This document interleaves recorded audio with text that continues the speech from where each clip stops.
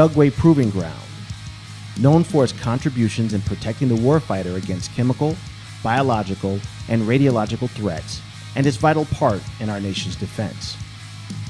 Dugway's own metal shop is part of that apparatus and is a substantial component in the development of next-generation technologies that are being fielded on the facility. Mr. Norman Sam Hill is the metal shop supervisor heading the construction of the next-generation chemical warfare detection system, more affectionately known as the glove box.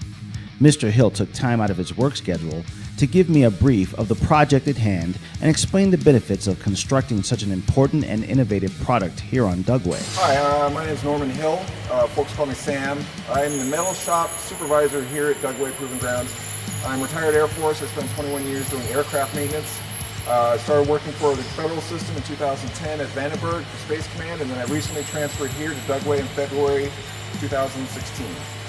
Since then, I've taken over this shop, and I'm organizing some work and getting one of our big projects is to work on the next generation chemical warfare detection system glove boxes. So that's where we're at.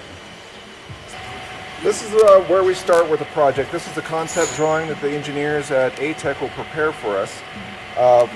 This is the overall complete project for the next generation chemical detector systems.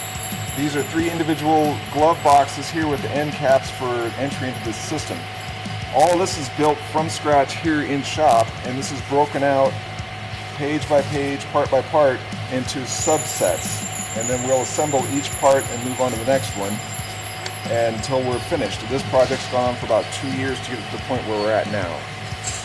So from those drawings, after the parts are manufactured and they start becoming assembled, they'll work into systems like this, where you can see we've got all these individual parts are welded, soldered, joined together, rivets and screws and fasteners. This will become an insulation system, and this is one of 3 center boxes that will go on each unit. Now this is one of the end boxes. There's 2 end boxes per unit, the left and right side. These are the last to be finished on this particular project.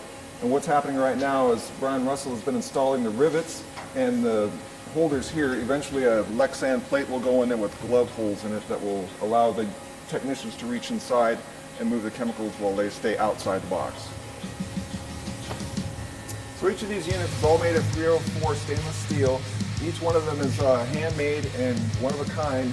All the joints are hand welded by our welder Keith Cordova. All the sheet metal work has been done by Rudy Rael. And each of these, all the machining was done by Brian Russell. So each of these units takes about 3 or 4 months to finish each section, with close to 100 hours of welding in each side.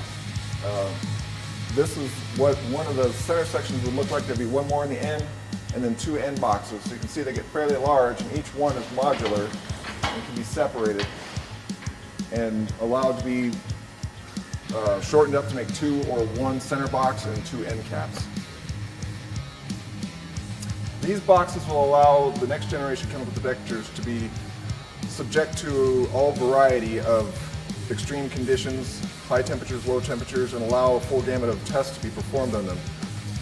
We're currently in the 4th phase of finishing these boxes. We expect to be done sometime mid-August, early September. These boxes are all made in-house by hand with a staff of 4 people. Us having the ability to do these in-house will save us thousands of dollars over contracting them out or having a private contractor manufacture all this. The machining setup alone would outweigh our costs. Please tune in for future updates of this most unique and important Dugway Proving Ground endeavor. This is Darrell Gray from Dugway Proving Ground Public Affairs. Have a great day.